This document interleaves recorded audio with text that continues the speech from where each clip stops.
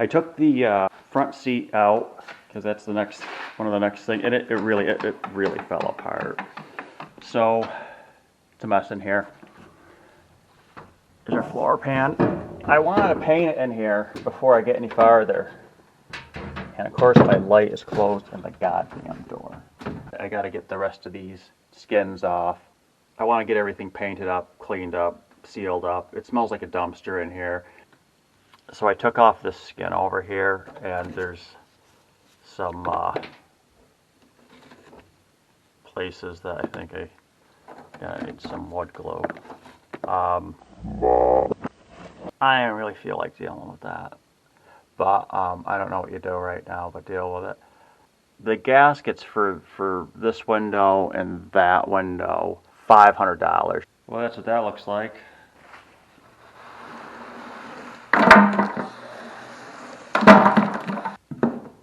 That's what it's supposed to look like. A little bit complicated of a piece to make. I thought this is interesting.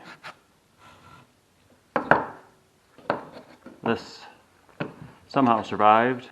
I just wanted to, I don't know, 33 Buick quality control. I have to say it's pretty impressive. There is kind of a taper to it right there, so that's probably going to be the part. That and these here have a taper to them. You can see where this is proud.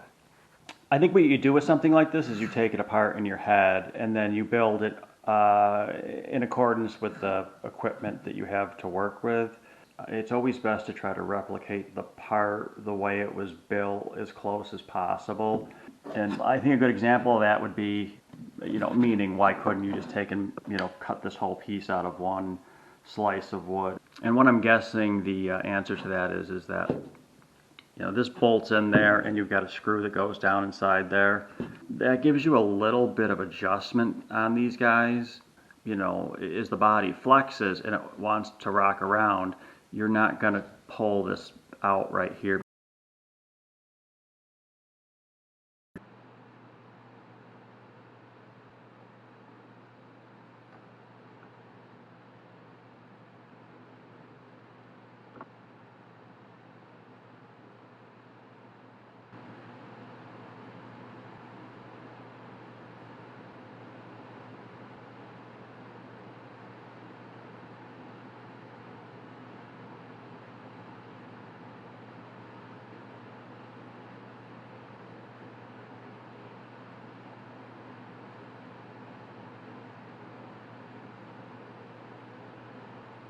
What we'll do now is we'll set the router down and then we'll mark here. And what we'll do is we'll just move it along the line and keep making marks. This is our actual part we're going to cut out from here to here. And this is our template. So this is going to be the back side of the board. And this is our reference area right here. This piece of the template will bank up against the back of the board. But while we're doing that, we're also doing one other thing. We're making a router template for this part in here that we're going to remove. So how that works is, since we're using the back as our reference point because we're cutting the front out, so there's nothing here to really use for a good reference gauge, we're going to get two templates out of this basically. This is the main part pattern, and this is going to be our template for our router. And the way this is going to work is we don't really care where we cut it back in here. These two pieces are going to nail or screw into the board that this is getting cut out of. We're going to align these two flanges up to back here because we're using this as a reference point. So back here is the area that we always have to keep going back to. We'll line these up and then we'll screw these two tabs into the sides of this. We'll let the router follow this.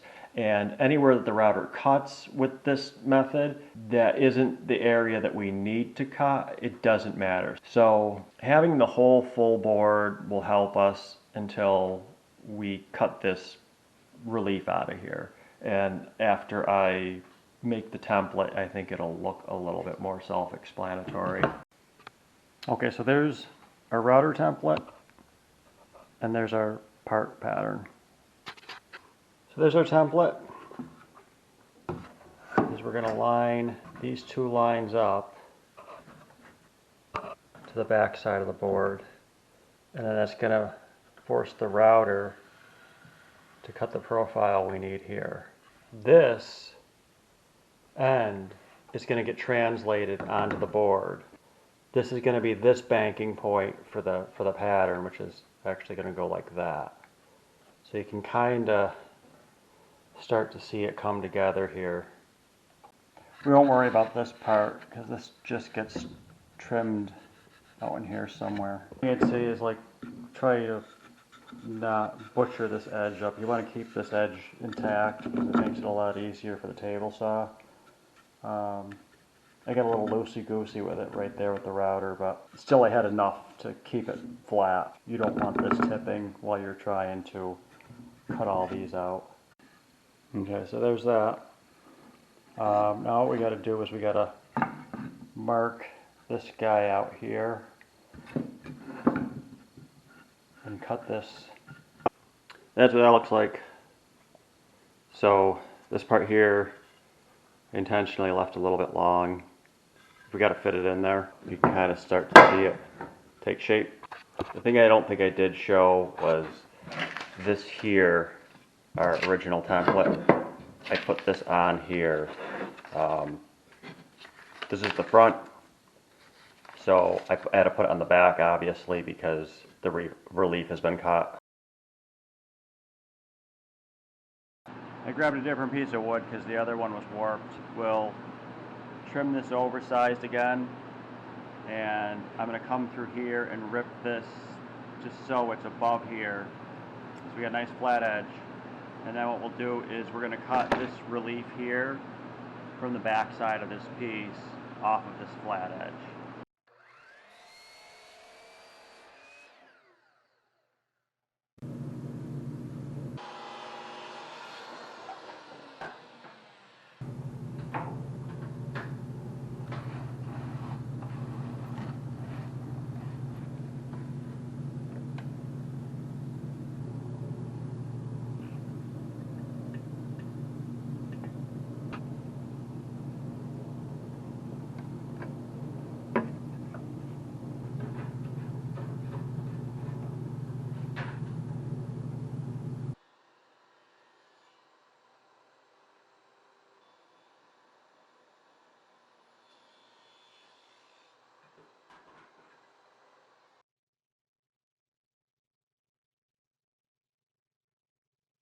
So I just trim this end off.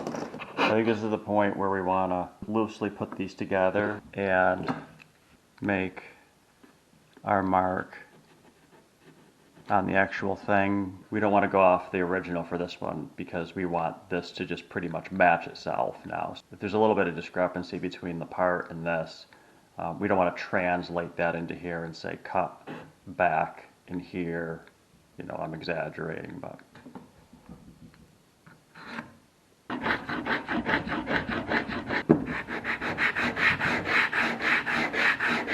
we're getting closer. This will get trimmed back to where it needs to be at the very end, I figure. But I think that's a reasonable facsimile. This piece of 5/4 or whatever originally was a little bit thicker than my piece, so when I do the glue up, I just cut this little strip out. I'm going to glue it like that. And down here doesn't matter because this is where it starts to roll, so this just kind of beefs up the top side of it here, so that will match that thickness the way it's supposed to.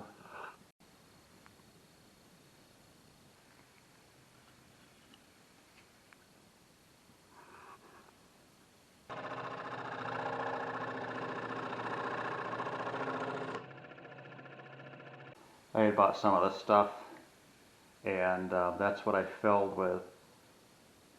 And just FYI, it's Bondo.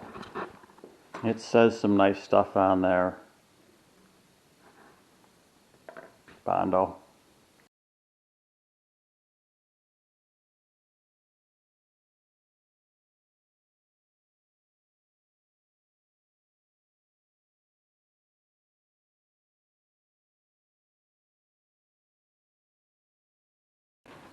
So this here's the piece that mounts like that. This one here accepts the mechanism for the vent window. So that goes in there like that. And that's the inside of the car. So we're going to reproduce this one too, because this is out of the other car and this is the one out of this car.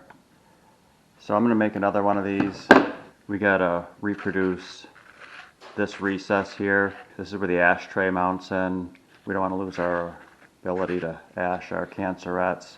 They cut a mortise down in here and they stuck this piece of wood in there.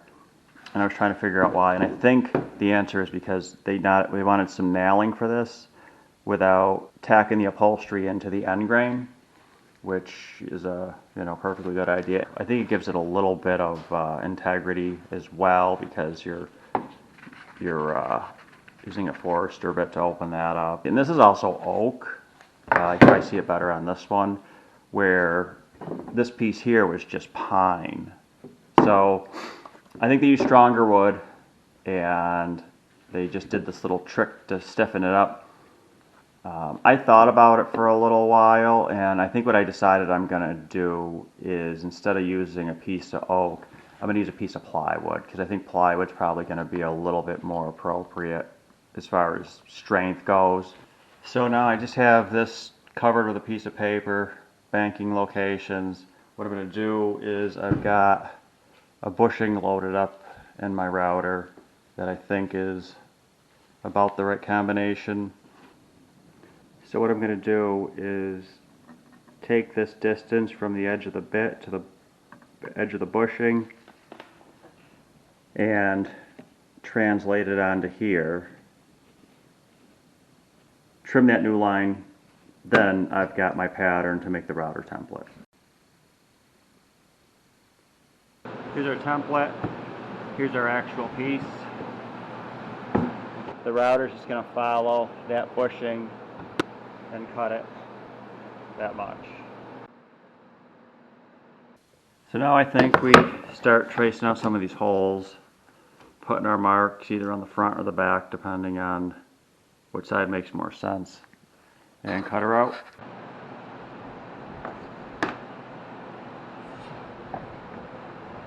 Alright, here it is with the edge rounded over. It stops up there and the holes drilled. And then that's going to fit together like that. Alright, well that fits in there good.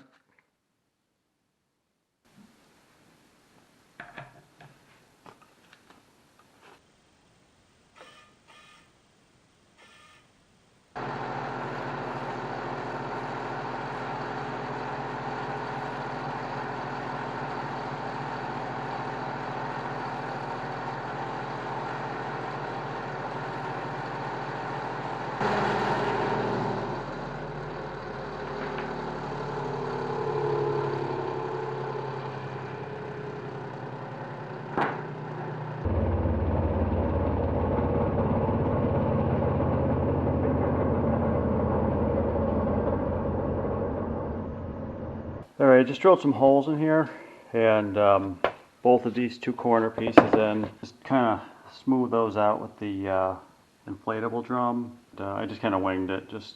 I know this side bevels out a little more and this side rolls in, so I think that's good. See how this does? I'm just marking this right now for where these got to get notched out. I guess on these ones they oversized it a little bit, so I'll probably jog these out. Alright, well there we have it. I think it's acceptable. I'm going to save those holes for later because I want to get the window done the right way before I drill those, find out where they really want to live. There's a few things that look off to me. This here being one, this here being the other one, and I copied everything straight off the template And I wasn't sure where I went wrong, but when I look over here, it's the same way. This here is tipped, this is broken in. This down here is way below, so, you know, they just used a paddle bit on this part here, and it looks like they ripped it, but I guess that's okay. It doesn't really affect anything, I guess. I guess the other thing I don't understand is like they spaced it down in here, so this is all just tar underneath here, and this doesn't actually touch the wheel well. So you can see over here, this is the length the old one was, and it's shy. So there is a backing piece that mounts behind there, so it won't affect anything, but I can't really go any further with it at this point until I figure out how to pay for glass and window gaskets, so that really puts this at a stall. I've got plenty of other things to go back to, but they all cost money too, so I don't know. We'll figure something out. Keep going somehow.